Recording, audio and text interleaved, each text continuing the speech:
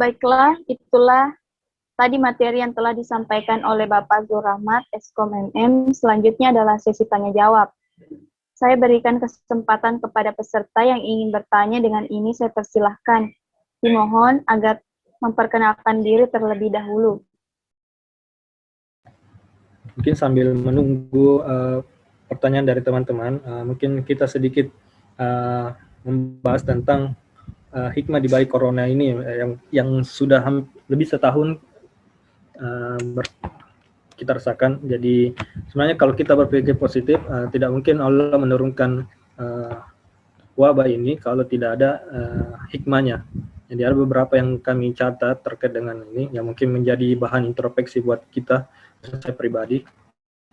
Pertama itu waktu untuk kita bertobat atau merenungkan terkait dengan perbuatan yang telah kita lakukan sebelumnya. Kemudian teman-teman harus menjadikan momen ini untuk belajar tidak pamer. Karena tidak sedikit kita melihat ada beberapa jamaah itu kalau ke masjid itu sengaja kesannya ria atau mempamerkan apa yang mereka punya. Kemudian tegukan keras atau sindiran dari Allah untuk segenap umat manusia, khususnya kaum muslim, karena selama ini kerap melupakan dan lalai ke masjid. Jadi ketika corona ini, biasanya itu sudah muncul kerinduan akan ke masjid. Jadi mungkin rasa ingin ke masjid itu lebih tumbuh lagi. Mungkin ada yang mau bertanya itu? Ada yang bertanya, Pak? Ya, silakan. Dari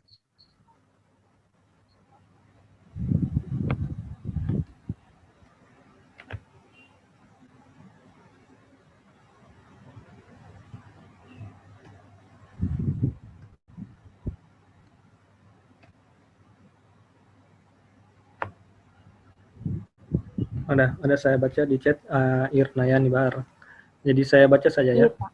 Assalamualaikum, waalaikumsalam. Bagaimana hukum salat tarawih di rumah? Oke.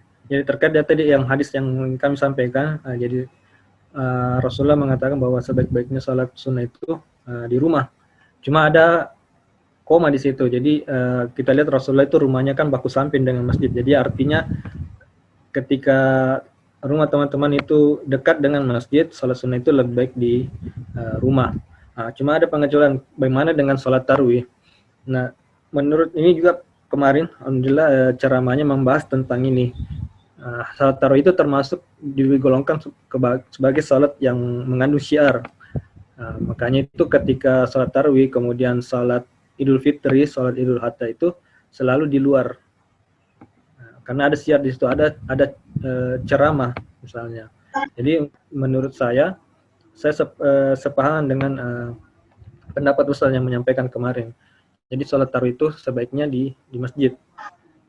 Kenapa? Tapi kalau di rumah juga dilaksanakan tidak masalah. Karena Rasulullah di zaman sholatnya itu mengerjakan dua pernah di masjid, pernah dan di rumah pada waktu itu. Tapi beliau melaksanakan di rumah itu bukan karena menghindari sholat berjamaah di masjid, cuma karena ketika beliau sholat berjamaah di masjid itu yang ditakutkan sholat sunnahnya menjadi wajib. Mungkin itu menurut saya. Terima kasih atas jawaban yang disampaikan oleh pemateri. Selanjutnya pertanyaan dari saudara Andi Hashim. Apakah hukum membaca Al-Quran pada bulan Ramadan? Ya, waalaikumsalam warahmatullahi wabarakatuh. Jadi hukumnya ini bukan suatu yang diwajibkan juga, cuma kalau saya pribadi itu ketika mendapati bulan Ramadan selalu memanfaatkan dengan baik. Artinya kita harus mengisi dengan beberapa setiap poin. Berarti kalau kita main game kita harus banyak kumpulkan poin-poin. Karena hukum pahala di bulan Ramadan itu berbeda dengan di luar Ramadan. Kalau misalnya kayak kita sholat sunnahnya saja itu sama pahalanya ketika kita sholat wajib. Mungkin kalau misalnya kita sholat tarawih 8 rakaat itu sama dengan 8 kali kita sholat wajib misalnya. Jadi insya Allah bisa menuntut kita di luar Ramadan. Jadi kalau untuk hukumnya itu kembali lagi ke pribadi, jadi tidak diwajibkan, tidak juga dilarang. Nah, cuma kembali kita apakah kita mau lebih banyak tidur atau lebih banyak untuk mengumpulkan poin-poin pahala di bulan suci Ramadan. Nah, untuk pahalanya itu wallahu alam, hanya Allah yang tahu. Cuma kita berdasarkan dengan penyampaian beberapa ustaz itu satu huruf saja itu bisa dikalikan sampai 10 pahala. Mungkin itu moderator, saya kembalikan lagi. Terima kasih atas jawabannya. Mungkin dari Musdalifah Miftah yang ingin bertanya. Silakan saudari Musdalifah. Atau terkait dengan pertanyaan tadi, siapa tahu ada teman-teman yang ingin share juga terkait dengan pendapatnya, kita bisa sharing di sini. Nah, ini berdasarkan pendapat kami pribadi yang kebetulan kemarin juga materi ceramahnya tentang yang teman-teman tanyakan tadi. Nah, itu hadisnya, pemahaman yang salah, bukan hadisnya, pemahaman yang salah ketika ada yang mengatakan bahwa tidur di bulan suci Ramadan itu bernilai pahala. Nah, itu yang kita tangkapnya salah sebenarnya. Nah, kapan lagi, belum tentu kita tahun depan mendapatkan bulan suci Ramadan. Kalau kita hanya gunakan untuk tidur, itu banyak yang mudaratnya. Artinya misalnya ketinggalan sholat duhurnya, misalnya nanti mau buka baru bangun, atau misalnya berdasarkan ada juga saya menurut penelitian itu tentang kesehatan, tidur setelah sahur itu berpengaruh terhadap kesehatan. Itu sudah ada. Saya baca saja ya. Pertanyaan dari saudara Musdalifah. Maaf melenceng, yang mau saya tanyakan masalah salat witir. Pernah saya dengar sebuah kajian tentang salat witir di malam Ramadan. Bagaimana jika kita akan melakukan salat tahajud di malam Ramadan, sementara kita telah salat witir di masjid. Nah, setelah salat tarawih, apakah masih bisa salat witir setelah tahajud atau bagaimana? Jadi untuk salat witir teman-teman itu hanya dilaksanakan satu kali setiap harinya. Jadi ketika teman-teman sudah sholat witir sebelum tahajud, itu tidak perlu lagi sholat witir setelah tahajud. Seperti itu. Jadi tidak boleh ada sholat witir 2 kali dalam satu hari. Ini jelas hadisnya, dan itu juga pernah saya tanyakan kepada Ustaz secara langsung. Ketika kita sudah sholat, tapi jangan beranggapan bahwa sholat witir itu sholat penutup. Artinya ketika sudah witir tidak bisa kita tahajud, tidak seperti itu. Jadi kalau kita sudah witir di masjid misalnya ketika sholat tarawih, kita masih bisa melaksanakan sholat tahajud. Cuma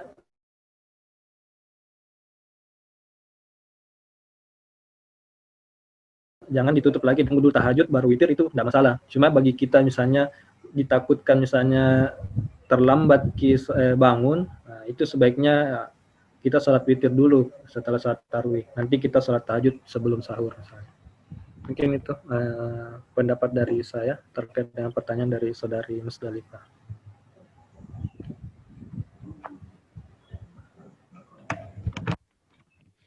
Mungkin masih ada lagi? Ya, saya kembalikan ke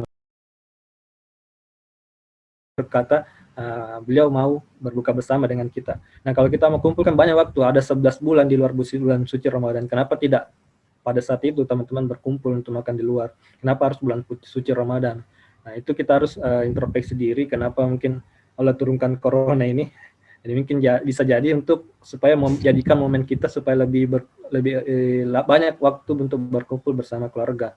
Seperti itu. Daripada kita di luar buka bersama dengan teman-teman, kita makan enak di luar sedangkan orang di rumah makan seadanya misalnya. Itu. Terakhir, bulan Ramadan ini banyak pelajaran bisa diambil, menjadi kesempatan utama untuk introspeksi diri serta merayakan bersama orang yang dicinta di rumah. Karena tidak sedikit banyak orang yang di luar sana yang terpisah jarak. Jadi ada yang mungkin kerjanya di luar kota, itu tidak bisa berkumpul bersama keluarga. Itu menjadi introspeksi kita yang tinggal bersama orang tua. Nah, orang lain saja banyak yang merindukan untuk pulang, tidak bisa kan sekarang dilarang mudik.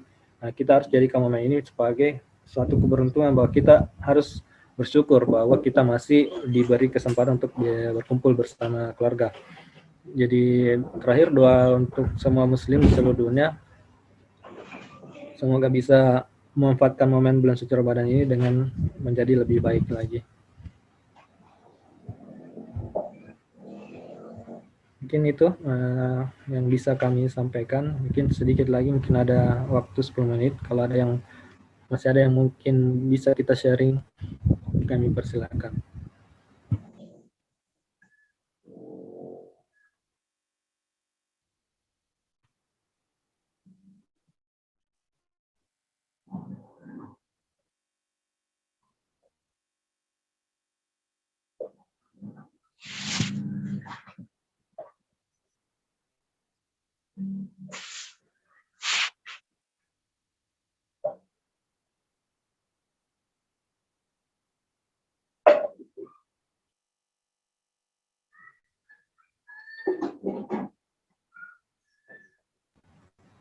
Oke, mungkin Andi Hasim.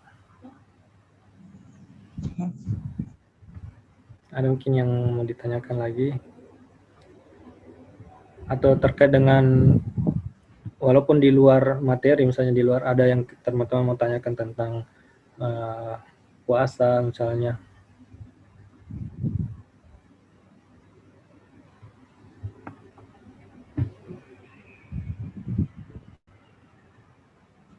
Biasa juga yang menjadi fenomena di bulan suci Ramadan itu hanya 10 hari pertama itu masjid ramai.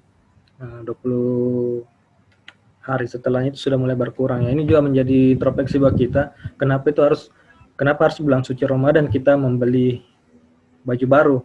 Kenapa ada 11 bulan di luar itu? Kenapa kita tidak memanfaatkan itu supaya pada saat bulan suci Ramadan itu kita bisa memanfaatkan untuk lebih banyak beribadah. Nah, itu bisa menjadi introspeksi masing-masing buat kita semua.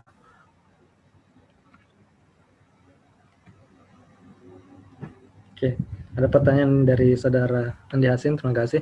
Waalaikumsalam. Bagaimana jika tidak sahur, apakah kita lanjut untuk berpuasa? Jelas hukumnya wajib, karena kalau teman-teman tidak puasa, itu harus digantikan, kalau bukan tetap harus berfidyah sama digantikan dibayar di luar bulan Ramadan. Makanya itu untuk perempuan khususnya kan harus setiap bulan itu pasti ada halangan, yaitu jangan dianggap remeh ini terkait dengan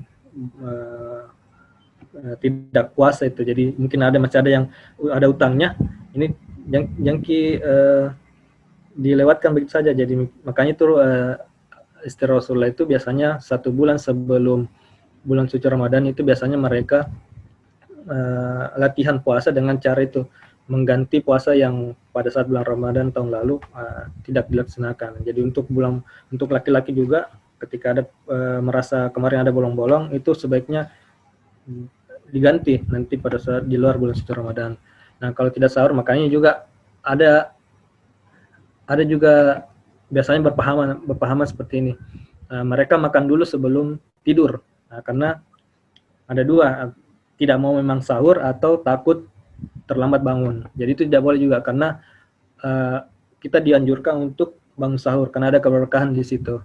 Makanya untuk sahur itu kami sarankan, kalau saya pribadi, diakhirkan. Jadi mungkin jam 4, ya, jangan juga terlalu cepat bangun karena ada kesempatan untuk tidur setelah itu.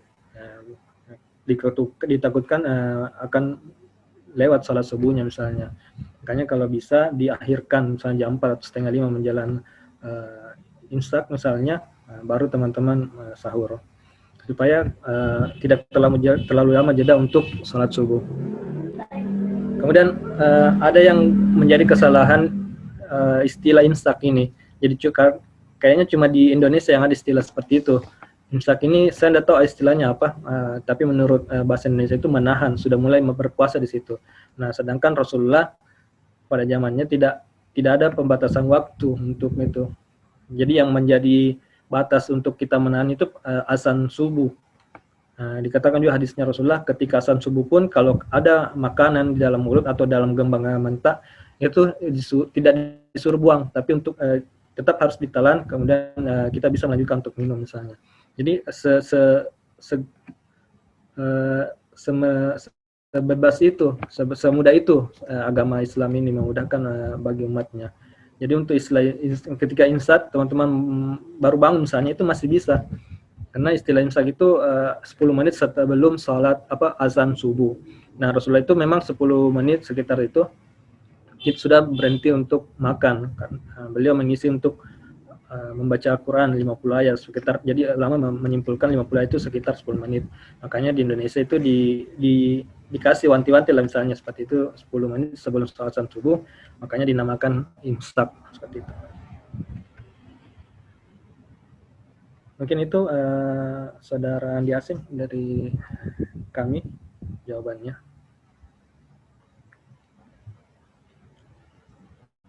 Mungkin masih ada sekitar 4 menit ini, saya kembalikan ke moderator. Terima kasih atas jawaban yang telah disampaikan oleh pemateri. Selanjutnya, jika masih ada yang ingin bertanya, saya persilahkan.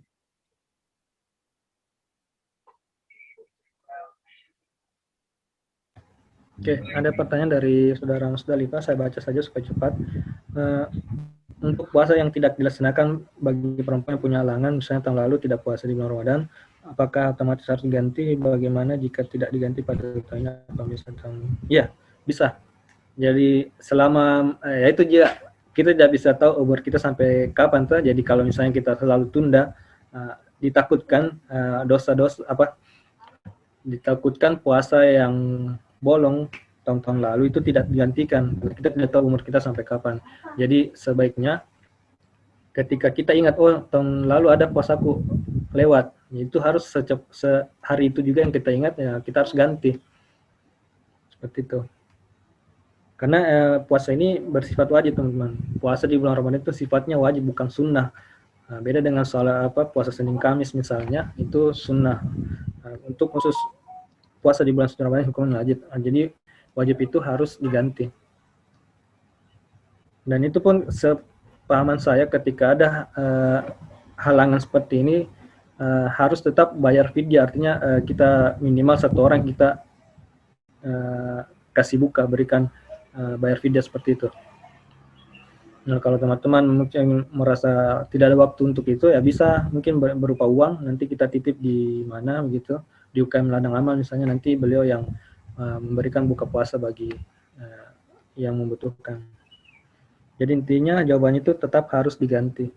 Tidak harus tahun ini juga, bisa tahun depan. Cuma yang jadi masalah kita tidak tahu umur kita sampai kapan. Jadi kami sarankan sebaiknya ketika teman-teman ingat tahun lalu ada bolong puasanya, sebaiknya pada hari itu juga teman-teman ganti. Mungkin itu dari kami. Mungkin sudah 2 menit, mungkin bisa moderator tutup untuk pertemuan hari ini. Saya kembalikan ke moderator. Terima kasih atas kesempatannya teman-teman. Mohon maaf ketika ada salah penyampaian atau apa, itu datanya dari saya. Saya kembalikan kepada moderator. Terima kasih. Itulah tadi penyampaian materi yang disampaikan oleh Bapak Zur Rahmat, Eskom MM. Saya sebagai moderator mengucapkan banyak terima kasih kepada peserta yang sempat mengikuti kajian hari ini. Saya mohon maaf sebesar-besarnya apabila ada kesalahan kata baik disengaja maupun tidak. Sekian dan terima kasih. Assalamualaikum warahmatullahi wabarakatuh.